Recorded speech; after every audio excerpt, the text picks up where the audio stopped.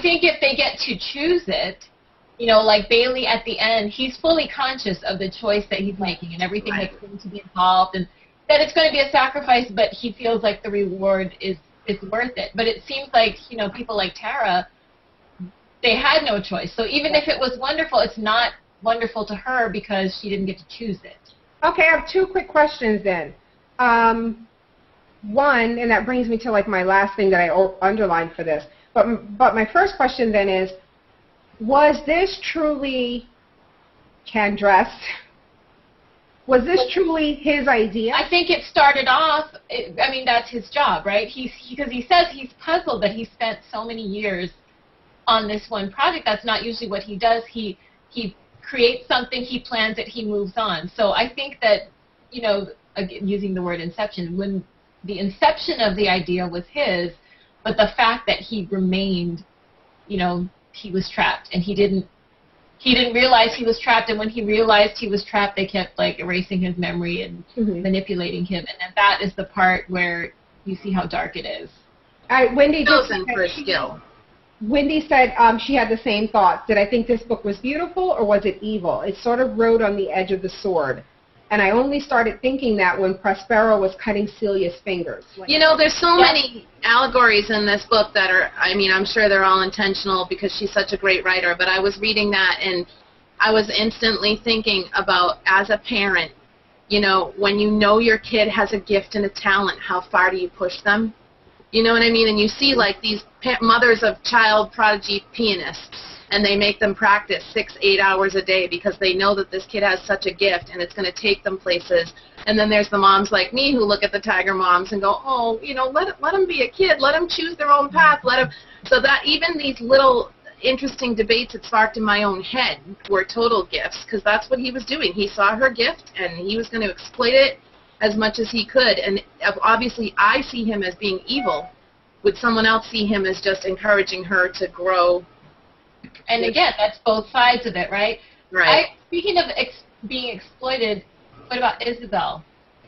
Oh, boy. I mean, and again, this is, she nobody forced her, right? She kind of volunteered for it, but she didn't know the whole truth. And here she is dedicating her entire life to helping Marco, and he never left her. And that was so tragic. That's brutal. When she appears to him at the end, and it's kind of like, this is going to sound awful, but if you've ever been that person that has broken up with somebody who didn't want you to break up with them, and there's always that, you know, those conversations where you're done, like you've moved on, but obviously there's something they still want from you. I was like, dude, go in the house. Like, all three of us are having the same visceral reaction. You know, we bring up Widget and we all go, oh, I loved him. And we bring up Isabel and all of us go, oh, poor Isabel. And then when she was like, when she said, I was just a distraction. And he goes, you were never a distraction. I was like, oh. And then she goes, did you love me? I was like, bitch, no, wrong question, wrong question. Right, let it go. That is not a good question. That's not a good question to ask unless you are sure of the answer. If you're sure the answer is going to be yes, which is what you always want to hear, right, if you ask that question. So when she asked that question, I was like, what you doing that for? You should have just taken that you weren't a distraction. That was probably the best you were going to get. Absolutely. Take that bone and go. Wait while you're ahead, lady. The last thing that I had underlined, which I have a question, it leads to a question, is when, I think Celia says this, I cut it off, but she goes, she's talking to Bailey, you're not destined or chosen, I wish I could, yes, this is at the end, when she's telling him, I'm going to give you what we didn't have, which is a choice. You're not destined or chosen, I wish I could tell you that you were, if that would make this easier, but it's not true. You're in the right place at the right time, and you care enough to do what needs to be done, and sometimes that's enough. But, okay, my question then is, when I read that, I was like, well, isn't being in the right place at the right time, isn't that being destined? Like, I kind of felt like we were getting hints throughout the book that he was destined to be there. Isabel saw it. Puppet saw it, right? Like, I thought it was Bailey's destiny to inherit the circus. No? I don't know. To me that he had, that it wasn't, predestination in that the outcome is already determined. You know, Okay. like there's a chance it could go this way, but you still get to pick. It's not decided for you.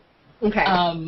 Right. So that way it doesn't make it easier because it's on you. It's not like, oh, this is just what's going to happen.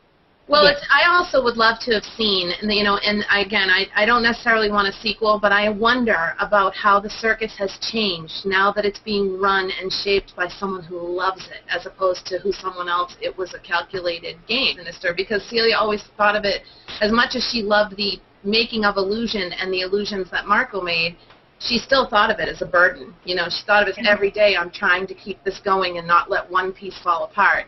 Oh, you know what? You said about something you said just made me think of this. But I feel like there was some misdirection. Like we said, like you could not tell. Like I said, when he met her for the first time, or he realized who his opponent was going to be, because he recognized this is not just somebody doing parlor tricks. Like she's really got magic. This must be my competition. I thought, oh my God, he's going to do something bad to her. Now it begins. But there was all these like little bits that you just thought this story was going to be a lot darker than it was, and one of the ones was when Bailey first goes to the circus on that dare. I just thought he was going to be a one-off character. Like Stephen King is really good for doing this, right? Like you meet somebody at the start of the chapter, and I thought he was going to be the device in which we learn that this is a horrible circus, right? Like he's going to go and I was like, he's going to get exsanguinated. Like, oh my God. Yeah, vocabulary word of the week. There's a quote that opened the novel, and it was a quote from Oscar Wilde, that a dreamer is one who can only find his way by moonlight, and his punishment is that he sees the dawn before the rest of the world. And to me, that just like, whew, it set the tone, you know, that, okay, so again, is this beautiful, beautiful dream, what's the cost of that? Let's talk about the clockmaker. What's his name, Heinrich? I love that he's the one who becomes the first reviewer, right? Because he just falls in love with the circus. He can't stop thinking about it. And he describes himself, when he writes his articles, he says, I'm not so much a writer, I'm more like a gateway to the circus. Like, I just want to share my experience with other people.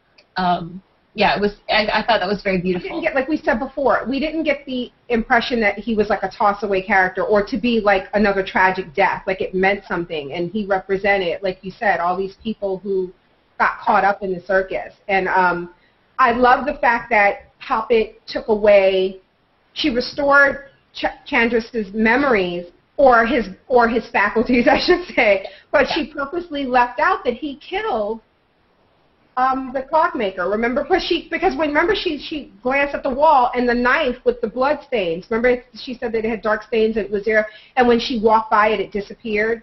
So you know, Celia had been teaching her things, so she just decided, yeah, he does not need this bloody knife here, and I'm definitely not going to like be the one to help him remember that he murdered this guy. You know. And I also loved.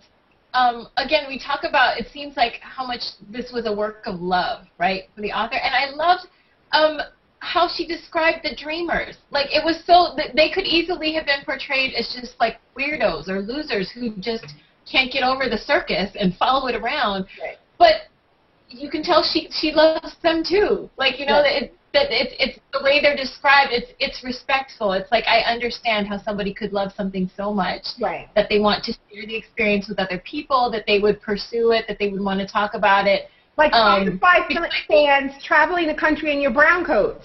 Did that make sense? Exactly. Exactly. Let's play the 2 games that we started last month. First, let's cast the movie. Oh my gosh, where do you even begin? And now keep in mind, I was thinking about this because I was trying to visualize it. With Marco, he'd have to have, like, I was like thinking, would they do 2 separate actors? So would it be like a kind of like a glamour over and he'd be somebody completely different? Or would he spend the majority of the book in like, you know, like an elaborate makeup to look one way? And then, so like let's say it was James Franco. So would he be James Franco in like a funny nose and, you know, makeup through most of the movie, but when he reveals himself, would he look like James Franco? Or would it be 2 separate actors or what? But who would we get to play Marco? Oh. I feel the burden of casting it just right because I loved it so much. I don't even know where to begin.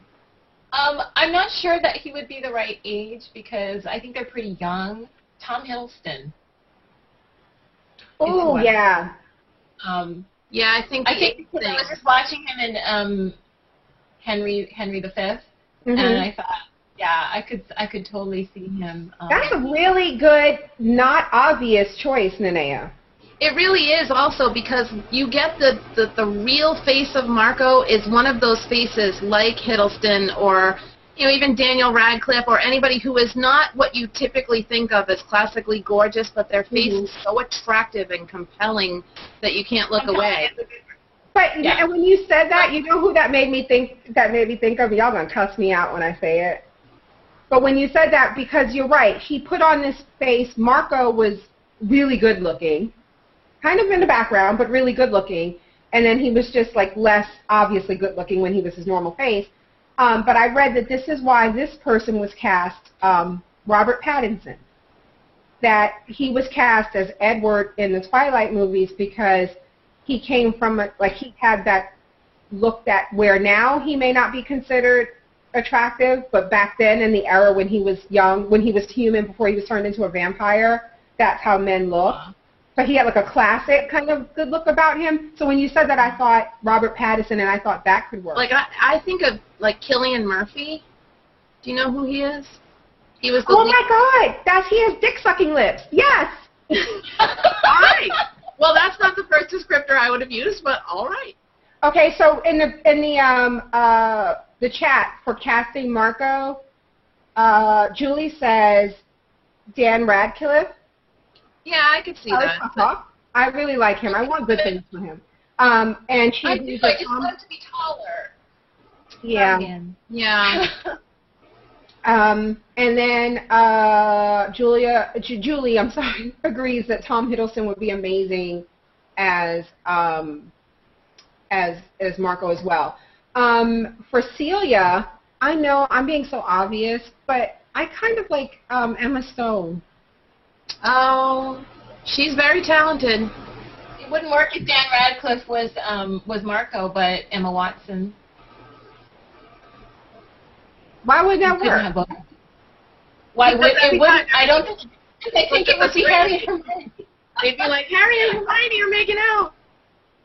But that's exactly why everybody would go see that damn movie. So let's grade the book. A, B, C, D. Barbara? I mean, I'd give it an A+. I loved it. Again, I think it could be something to me.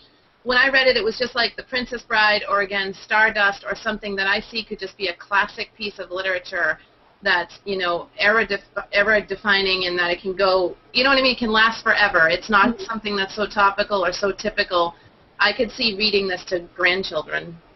Yeah. I give it an A, definitely. I give it an A as well. I'm holding off on the plus, and this is really not the book's fault, but again, and I got to stop doing this. I got to stop letting the hype set up my expectations. Yeah. Because there was, honestly, I didn't get to the I can't put this down part. Like, I always wanted to pick it up again, right? Like, because I would read every night until I got sleepy, and I had no choice but to stop reading. But I never, but I was always excited to, get back into it, but I would not have that I can't put it down. And for me, like, I want both. Like, I want to be like, I can't put this down, and when I have to put it down because my body has to shut down for a few hours, I want to feel like, oh, I can't wait to pick it back up. And so it's not really fair to the book, but it is what it is. So I'm not giving it the plus because I wanted more. When I told Nina the book that I chose for next month, her reaction was, fuck yeah. Oh. Okay, hold on. I'm going to pull it up so I make sure I get all the, I'm on Amazon now. So I want to make sure I get the name right. Okay, so it's called Gone Girl. And it's Gillian Flynn. Barbara, did you say you read it already? I have not read it already, but I've heard about it. It's okay. On my list. And so this is what I know about it without reading, so forgive me if it sounds a little jumbled. But it's about a marriage. And I think at some point, maybe the start of the story, a woman has gone missing.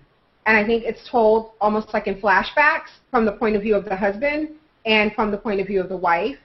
And one thing I heard is that it is probably, it's a suspense thriller, and it's having an unreliable narrator at its best. It's called Gone Girl by Gillian Flynn. We'll be reading that in August and getting together at the end of August to do what we're doing now, to discuss it and put up a video on our website at the end of the month.